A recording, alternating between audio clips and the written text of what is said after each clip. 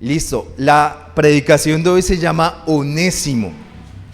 Está lindo, ¿cierto? Si alguien va a tener un bebé en estos días, Onésimo sería un nombre muy cool. ¿Dónde está One? ¿Cierto? O Juan. Onésimo. La predicación de hoy se llama Onésimo. Eso se encuentra en el libro de Filemón. Filemón, en la mayoría tenemos aquí la versión PDT, se encuentra en la página 1347, correcto. Y si ustedes lo ven, Filemón es una pequeña carta de solamente 25 versículos, pero contiene una enseñanza muy potente que quiero compartir con ustedes en esta mañana. Filemón, pero antes de eso quiero darles un pequeño contexto histórico. ¿Bien? ¿Qué pasa? ¿Cuándo se escribe esto? Esto se escribe bajo el Imperio Romano. En el Imperio Romano, 1/3 de la población aproximadamente, eso fue variando a lo largo de los años, eran esclavos. Entre 1/4 y 1/3 de la población eran esclavos. O sea, 1 de cada 3 pobladores del imperio, o en otras épocas 1 de cada 4 pobladores del imperio eran esclavos. Ahora, uno en su imaginario siempre tiene la esclavitud como, ¿cierto? Y en el año 1600 y el látigo, sí, pero no necesariamente. Está históricamente comprobado que muchos esclavos realmente eran bien tratados e inclusive eran amigos de la familia, y que muchas personas preferían ser esclavos que hombres libres, porque como esclavo tenías garantizado el alimento, la protección de una familia, mientras como hombre libre tenías que buscártela por tu cuenta. Y en una época y en crisis pues de alimentarias y demás tenía mucho más sentido ser esclavo que ser libre. Algo así como hoy en día, a veces es mejor ser empleado que independiente, ¿no? Pero más o menos funcionaba así. Pero evidentemente sí había crueldad contra algunos esclavos. Nótese que, aunque la esclavitud era contraria al Evangelio, en ninguno de los textos del Nuevo Testamento se habla en contra de la esclavitud. Y vamos a entenderlo por qué. Y no es que Dios estuviera de acuerdo en la esclavitud, sino al contrario. El Evangelio socavó a la esclavitud y la destruyó, pero nunca lo hizo de una forma directa. Por otro lado, quiero contarles que esta predicación nació hace 8 días. Estaba hablando con mi mamá y recordamos a un pastor muy querido que falleció en el 2021 y le dije, oye, ¿tú sabes cuál era el libro favorito de Arminsul? Y ya no, ni idea. Dije, es Filemón. Y dijo, ¿por qué Filemón tan raro? Y pues tiene que ver con lo que vamos a tratar aquí. Antes de eso, unas páginas antes de leer Filemón, vamos a ir a Colosenses, capítulo 4, versículos 7 al 9. Colosenses, córrase unas paginitas hacia atrás, después de Efesios, ahí está Colosenses. En el capítulo 4, del versículo 7 al 9, dice lo siguiente: nuestro estimado hermano Tíquico, fiel ayudante y siervo del Señor, junto conmigo les dará noticias mías. Lo envío porque quiero que ustedes sepan cómo estamos y para que Él los anime. Mire, ojo con esto en el versículo 9. Envío a Tíquico con Onésimo, fiel y estimado hermano en Cristo, que es uno de los suyos. Ellos les contarán todo lo que ha pasado aquí. Cuando uno lee esto rápido, no dice, bueno, muy bonito los nombres, chévere, pero ¿qué significaba esto? El apóstol Pablo es una figura importante dentro de la historia de la iglesia. Escribió gran parte de lo que conocemos como el Nuevo Testamento. Era un hombre que inicialmente era el perseguidor de la iglesia, pero por la gracia de Dios se convierte en el apóstol que lleva el evangelio de los judíos a los no judíos. Y Colosas está ubicado en el Valle de Ílico. Era una iglesia, digamos, hay una iglesia principal que es Éfeso, y alrededor de Éfeso, de la ciudad de Éfeso, se empiezan a establecer iglesias, y una de esas iglesias es Colosas. Y lo que hacía Pablo en este momento, Pablo era prisionero del Imperio Romano, y Pablo escribía unas cartas que enviaba a las iglesias para animarlas, para fortalecerlas, para centrarlas en el evangelio. El mensajero de esas cartas es un hombre llamado Tíquico, ¿Listo? Pero en esta ocasión Tíquico, que no solamente llevaba la carta, sino la leía, animaba a los hermanos, llevaba a una persona. ¿Cómo se llama esa persona? Onésimo. Y miren cómo lo describe el apóstol: fiel y estimado hermano en Cristo. ¿Que es uno de quién? De ustedes. Ahora, Onésimo era un esclavo. Y no era un esclavo cualquiera. Era un esclavo que se había fugado. Y ahora sí vamos a leer Filemón. ¿Quién es Filemón? Filemón es un nombre de esta iglesia, de la iglesia de Colosas. Los edificios de iglesia no existieron sino hasta el siglo II o el siglo III. Las iglesias se reunían en plazas públicas, en auditorios disponibles y en casas, como lo hacemos nosotros. Y en la casa de Filemón se reunía la iglesia. Ahora, Filemón no era un hombre normal, era un hombre que lideraba la iglesia y además era un hombre que tenía dinero. Y como era un hombre que tenía dinero, tenía esclavos. Lo más probable es que si Filemón era un buen creyente, como suponemos que lo era, él le daba un buen trato a sus esclavos. Y tenía uno de ellos que se llamaba Onésimo. ¿Qué hizo Onésimo? Onésimo probablemente le robó dinero y huyó.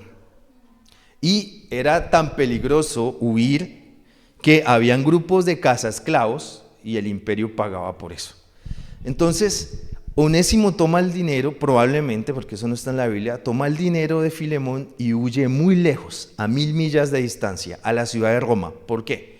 Pues como pasa aquí en Colombia, ¿no? O sea, si alguien es desplazado, si alguien sufre, ¿a dónde se va? A Bogotá. Porque usted en Bogotá se pierde entre los 8 millones de bogotanos. Ah, sí, cierto. Pero lo que hace Onésimo es fugarse a Roma y perderse entre los miles de romanos. Y no sabemos cómo llega a donde Pablo. Y se convierte en el ayudante de Pablo. Ahora, evidentemente, Pablo conocía a Onésimo no, a Filemón. No sabemos si conocía a Onésimo, pero a Filemón sí lo conocía. Imagínense la sorpresa de repente llega alguien a ayudarte y te das cuenta que es el esclavo que se fugó a uno de tus amigos a 1000 millas de distancia. Y hay algo increíble también, y es que Onésimo era el nombre que tenían muchos esclavos, como cuando los afrodescendientes fueron esclavizados en los Estados Unidos. John Black, Juan el Negro, ¿cierto? Ustedes ven, todos los esclavos eran apellidos Black.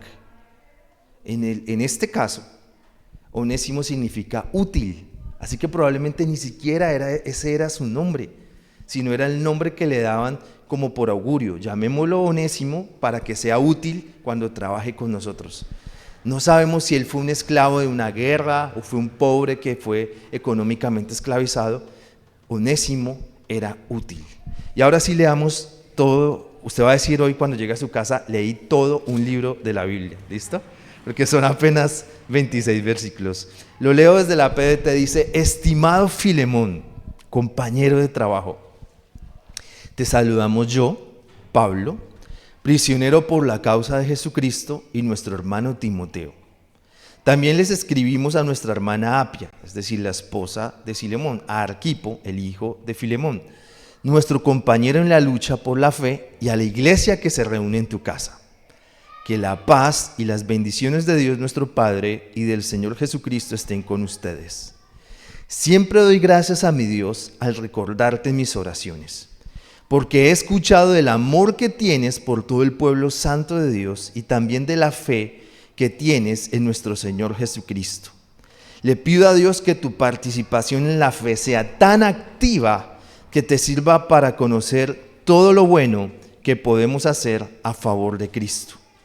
Estoy muy contento y alegre porque con tu amor, hermano, has animado al pueblo de Dios. Así que aún siendo tu hermano en Cristo, puedo atreverme a decirte qué hacer, pero prefiero suplicártelo en nombre del amor. Yo, Pablo, ya viejo y ahora prisionero por causa de Jesucristo, te pido un favor para Onésimo, quien aquí en la prisión se ha convertido en un hijo para mí. Antes, él no te era útil, pero ahora se ha vuelto muy útil para ti y para mí. quiero hacer una pausa. ¿Se acuerdan qué significaba Onésimo? Útil.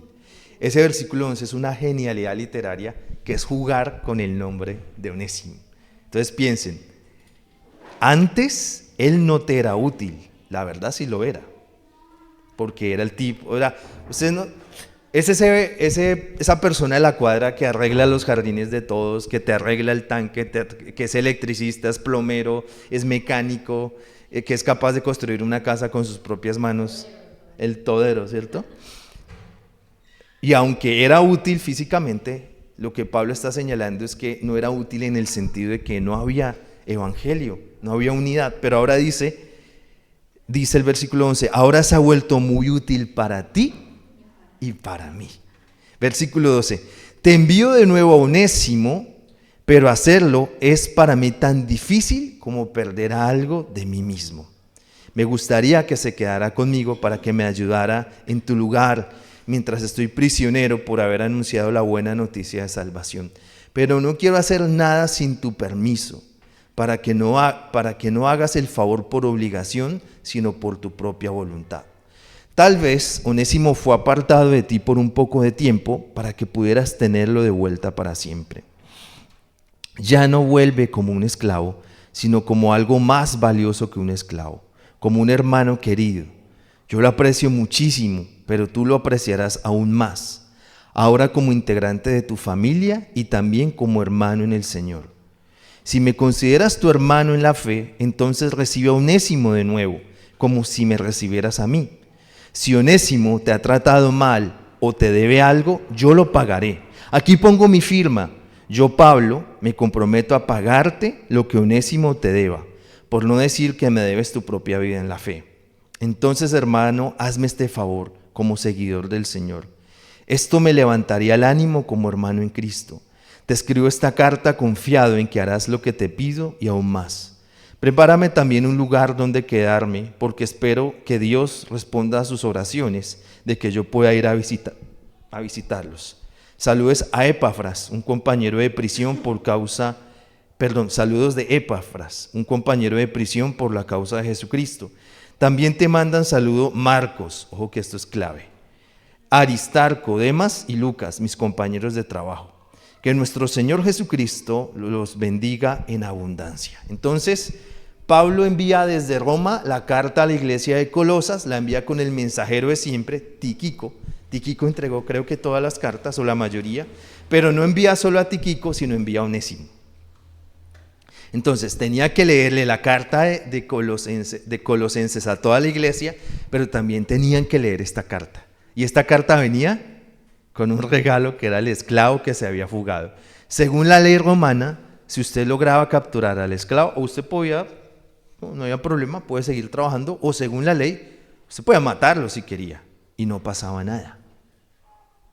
Filemón podía matarlo si quería, y ante la ley no era culpable de nada.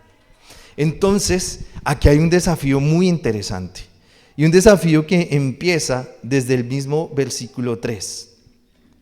Que la paz y las bendiciones de Dios nuestro Señor y de Dios nuestro Padre y del Señor Jesucristo sean con ustedes. A veces como cristianos, obvio, todos queremos paz y bendiciones, pero ¿de dónde vienen? La paz y la bendición no vienen de conquistar el corazón de Dios y cumplir con los 12 mandamientos o los 100 mandamientos que nos estemos inventando. La paz y las bendiciones vienen de una sola cosa, y es del Evangelio, de rendir nuestras vidas a Jesús. Y una vez más me permito explicar qué es el Evangelio. Cuando hablamos del Evangelio, es la buena noticia. ¿La buena noticia de qué? De que ningún ser humano, por más buena gente que sea, se puede ganar el cielo. Y a veces como cristianos queremos ganarnos el cielo a punta de nuestros listados legalistas de cómo debe hacer o cómo debo ganarlo. Empecemos por la realidad. Nosotros no merecemos nada en teoría. Lo único que merecemos, de acuerdo a la Escritura, es que un Dios santo, completamente santo, y una humanidad totalmente depravado, llamémosle de una forma, como seres humanos, vamos hacia allá.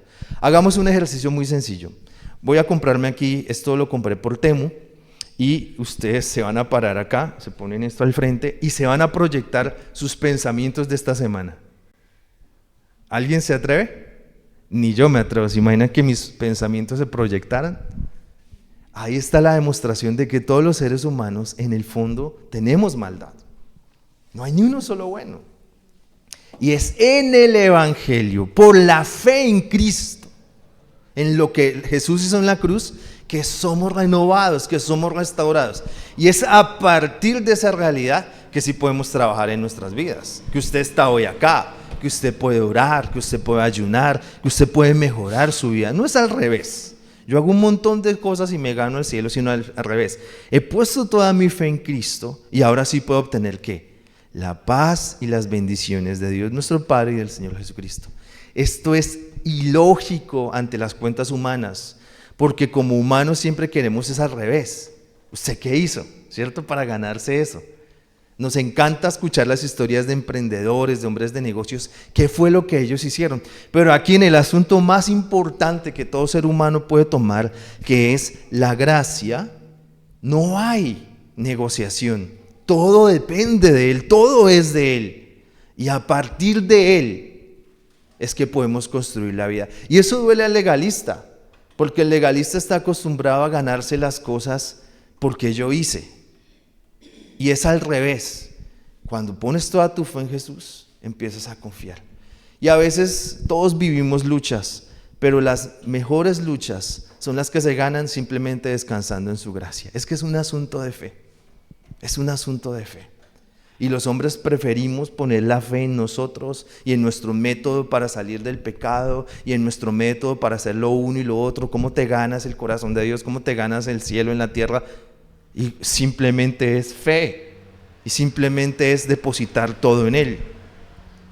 Así que aquí viene ese drama pues tan fuerte de que el esclavo y no esclavo y demás, pero es muy simple.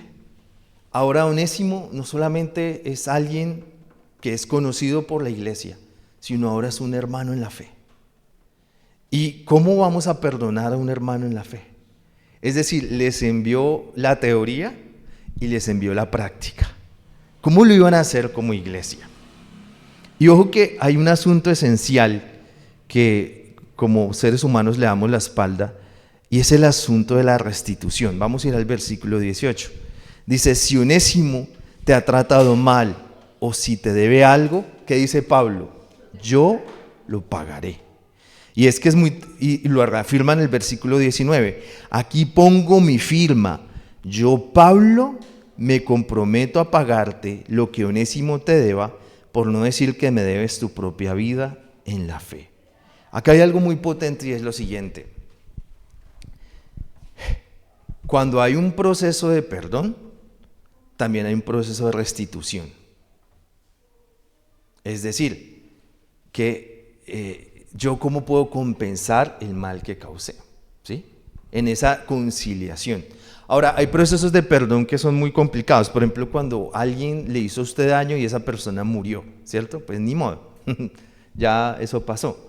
Pero cuando, digamos, entre esposos, entre amigos, entre personas de la iglesia, que hay un tema de perdón, ¿cómo vamos a compensar el daño que hicimos?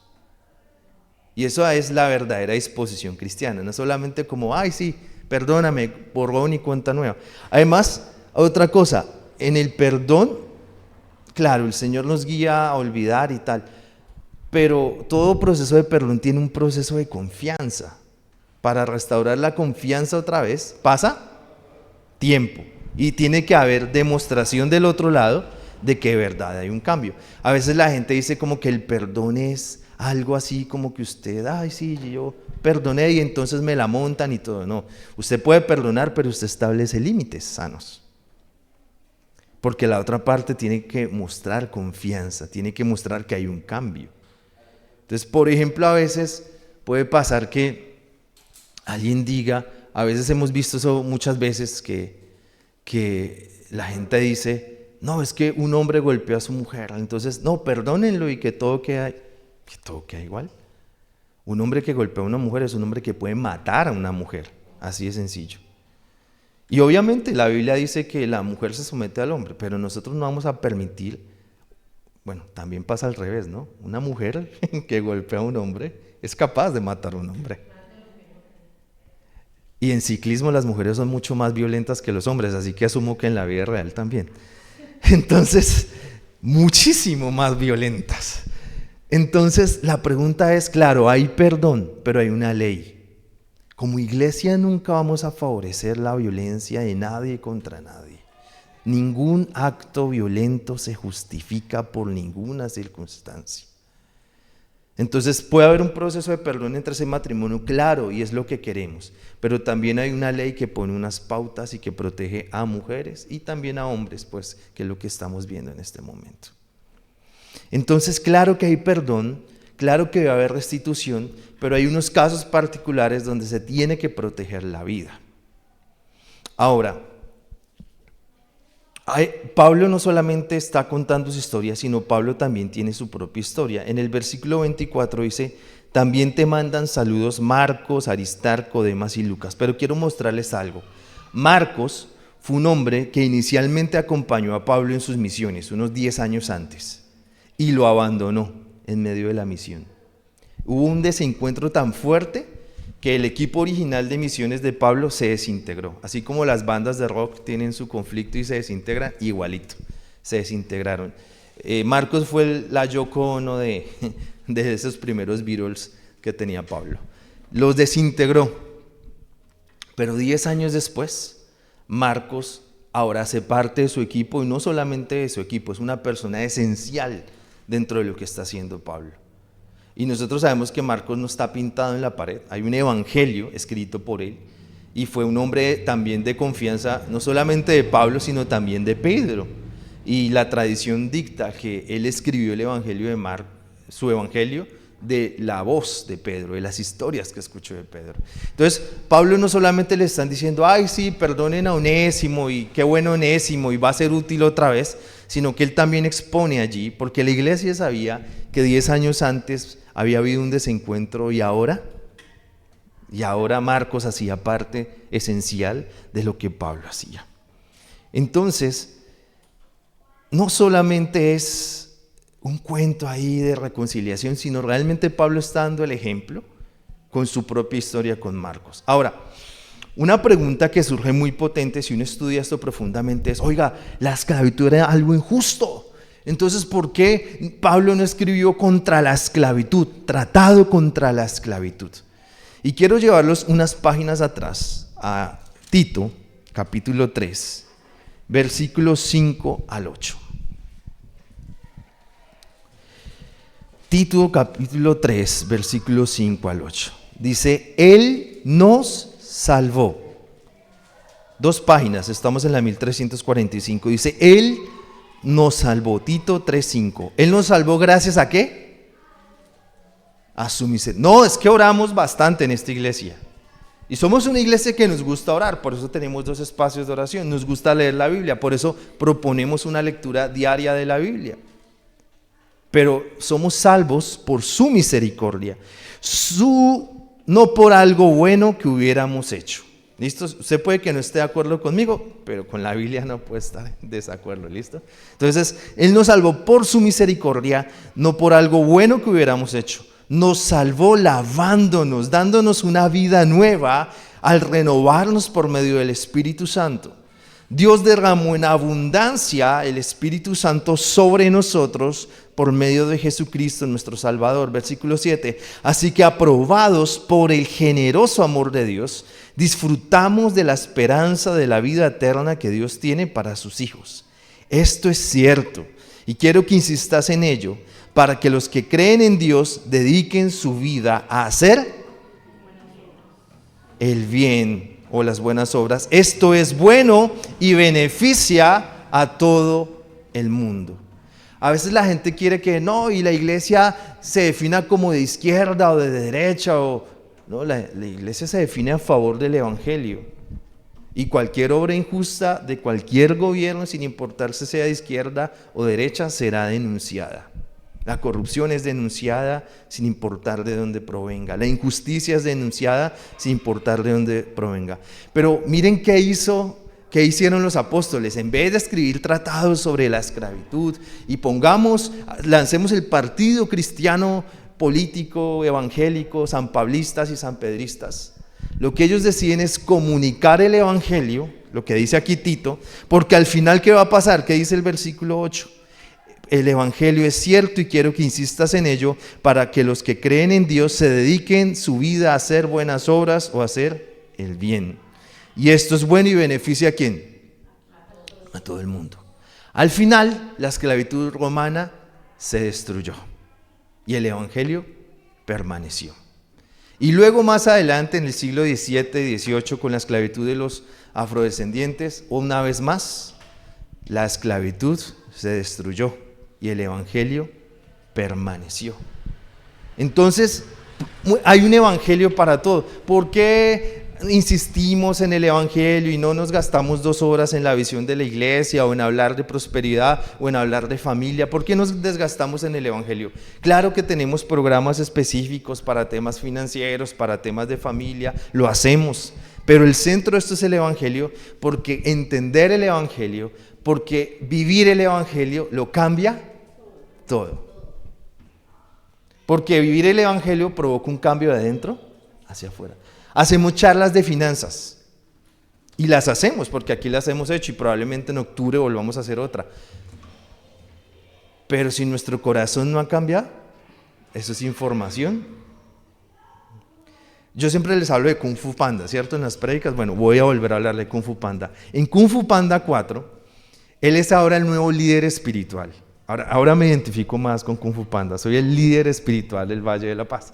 Entonces, Kung Fu Panda dice, ahora ya no puedo seguir peleando, tengo que dar ciertos discursos para que los animalitos empiecen a cambiar. Entonces él da un discurso muy malo, por cierto, y los animalitos dicen, eso es verdad, no seamos violentos hoy, seamos más violentos mañana, ¿cierto? Y no le entienden lo que él dice, se lo entienden al revés. Y yo creo que eso pasa en una iglesia. Muchas veces los Kung Fu Panda lanzamos, mire iglesia, haga lo uno y lo otro, pero si el evangelio no se nos ha revelado, si no hemos sido salvos, si nuestras vidas están ahí, somos felices viniendo los domingos, pero no le hemos dado nuestro corazón a Cristo, somos como los conejitos de Kung Fu Panda. No seamos violentos hoy, mejor seamos más violentos mañana. Puedo dar las 20 conferencias de finanzas, ahí hay libros muy buenos de finanzas. Podemos hablar las 30 charlas de familia, ahí hay como 3 o 4 libros de familia muy buenos. Puedo hablar los 5 o 2 libritos que hay de oración y ayuno, pero si nuestro corazón no ha hecho el cambio, no va a pasar nada. Onésimo hubiera podido ir con Pablo, hubiera podido ser un buen servidor, pero si Onésimo no hubiera sido salvo, no se le hubiera revelado el evangelio, pues lo más probable es que le roba a Tíquico y se lleva la plata y se lleva las cartas y todo desaparece. Eso es el poder del evangelio. Tenemos un evangelio que lo cambia todo. Tenemos un evangelio que ¿qué? Que lo cambia todo. Vamos a volver a Filemón y en esta ocasión vamos a ir al versículo 20. Dice, entonces, hermano, hazme este favor, como seguidor del Señor. Esto me levantaría el ánimo como hermano en Cristo. ¿Qué pidió Pablo? Ahora, imagínese usted si Pablo le dijera a usted algo. Los que somos pablistas, no, a mí Pablo me dice algo y yo lo hago, no lo pienso 2 veces. Pero imagínense, todos en el fondo somos fans de algo, ¿cierto? Imagínense en el secreto que usted conozca el ciclista que me interesa a mí, ¿cierto? No, si él me dice que si le puedo llevar la bicicleta en hombros 1 kilómetro, lo hago 2, ¿cierto? Pero entonces es Pablo el que le está pidiendo esto, pero ¿qué le dice a Filemón? Hazme el favor. Y lo que creemos es que Filemón lo hizo, y ahora hay unas evidencias históricas muy interesantes. Filemón lo hace. La pregunta es, ¿este evangelio que lo cambia todo, Vamos a hacer un plantón en el Parque Cabal, nosotros 20, contra la corrupción. Es verdad, la corrupción es tenaz. Contra el maltrato de los niños, de las mujeres y tal. Chévere. Y yo que ahora trabajo en el centro, cada 2 días hay una manifestación contra los burros, contra las cucarachas, contra los gatos, contra lo que se le ocurra a alguien. Y después de eso, cada cual se va a su casa. Y créanme que yo he visto en fotos a 2 o 3 hombres que fueron a la manifestación contra la violencia de la mujer, pero sé que han sido violentos con sus parejas. Entonces, los cristianos vamos a defender a la familia, y 2 o 3 personas que conoce y que liberan eso están divorciados, no fueron fieles a sus esposas. ¿Para qué? Pero ¿qué tal si las 15 personas que estamos aquí decidimos ser diferentes como Filemón? Hagamos ese favor al Señor, a la luz del Evangelio del Reino. Ese es el verdadero cambio, iglesia. No tanto es la manifestación, es que nosotros decidamos ser diferentes. ¿Estás manejando un conflicto como lo estaba manejando Filemón y Onésimo? Pídele al Señor cómo se maneja un conflicto, en dónde tienes que presionar y en dónde tienes que soltar. ¿Tienes un asunto económico? A la luz del Señor, ¿cómo debo gestionar mis finanzas? Como iglesia, ¿cómo con personas maduras podemos preguntar temas, aconsejarnos, no manipularnos, sino aconsejarnos y tomar decisiones? Quiero cerrar con, esto sí no es mío, esto lo tomé de una Biblia de estudio, que dice características del amor cristiano, y son 5 características. Vamos a ir al versículo 4. De verdad que esto es una sola página, me volví. Dice, siempre doy gracias a Dios al recordarte en mis oraciones. Entonces, primera característica, el amor cristiano es agradecido por lo mejor en otros. Aquí está agradeciendo por quién. Pablo, ¿por quién? Por Filemón, por el crecimiento que ha visto en él. Como a mí me pasó el miércoles, yo escuché a 2 personas decir cosas tremendas y yo estoy agradecido a Dios por ver el cambio en sus vidas. Versículo 10. Te pido un favor para Onésimo, quien aquí en la prisión se ha convertido en un hijo para mí. ¿Qué hizo? ¿Por quién estaba pidiendo Pablo? Por otro. El amor cristiano busca el bienestar de los demás. Versículo 12. Te envío de nuevo a Onésimo, pero hacerlo es para mí tan difícil como perder algo de mí mismo. Trata honestamente a otros. Por eso en esta iglesia tenemos un antídoto para el chisme, para la murmuración. No nos gusta hablar de otros si no están presentes. ¿Quieres hablar de Pati? Ok, Pati, venga, que nos van a contar una historia sobre usted, ¿cierto? Ya, se acabó. Nos gusta hablar de frente. Que Beatriz tuvo una diferencia con Daniel. ¿Qué tiene que hacer? No, vamos a pedir en oración para orar por Daniel. Tiene que hablar directamente con Daniel, porque eso es lo que la Biblia dice, eso es lo que Jesús dice. Las cosas se tratan de frente y se tratan rápido. Luego dice el versículo 18, si Onésimo te ha tratado mal o si te debe algo, yo lo pagaré. Llevamos las cargas de otros con responsabilidad, ¿cierto? No es salir y darle dinero a cualquiera que lo pida en la calle. ¿Sí? No, roguemos, no, es dar con responsabilidad. Y por último, versículo 21, te escribo esta carta confiado en que harás lo que te pido y aún más. El verdadero amor cristiano cree lo mejor de los demás. Cree lo mejor de los demás. Aquí termina lo que quería decirles de este texto. Sin embargo, yo tengo un libro escrito por un británico, F. Bruce, y F. Bruce dedicó toda su vida a escribir sobre Pablo desde una perspectiva histórica. Y encontré algo impresionante. Ellos encontraron, esta carta se escribió más o menos en el año 60, una cosa así, 62, 65. Y Onésimo probablemente era un muchacho, 15, 20, 25. Hacia el año 100 hay un escrito, no es de la Biblia, es un escrito patrístico, es decir, de los padres de la iglesia. Hay un hombre que le escribe al obispo de Éfeso, o sea, como al pastor de los pastores en la ciudad de Éfeso. ¿Cómo creen que se llamaba ese hombre? Se llamaba Onésimo. Entonces existe una alta probabilidad, no es que sea 100%, que Onésimo fue aceptado por la comunidad y empezó a crecer, que siendo ya un anciano, era el pastor de todos. Y ese juego de palabras del versículo 11 en la carta de este padre de la iglesia, me perdonan que se me olvidó el nombre, no lo anoté, aparece tal cual, como haciendo referencia al mismo hombre que ustedes leyeron en Filemón. Ahora, otra cosa interesante. Lo más probable es que este obispo fue el que preservó las cartas de Pablo, incluyendo la de Filemón. Este mismo que era un esclavo, probablemente terminó siendo el pastor de toda la región y la primera persona que preserva las cartas de Pablo para que hasta el día de hoy las tengamos. Ese es el amor del Padre. Que nosotros, usted se conoce, ¿sí o no? Todos aquí pintamos bien porque es domingo, olemos bien, pero si usáramos lo que compré en Temu y saliera aquí proyectado lo que pensamos realmente, pues ya no nos vemos tan bien. Pero a pesar de lo que somos, en Cristo somos perdonados. Tal vez usted se sienta como un esclavo en algún área de sus vidas, pero en Cristo podemos convertirnos en ese que preserva las cartas de Pablo y que termina siendo en su edad madura el pastor de la iglesia. Ese es el poder del Evangelio.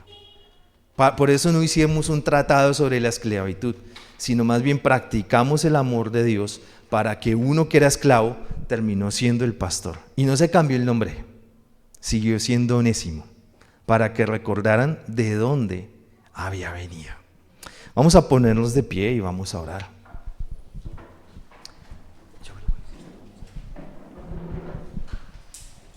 Y listo.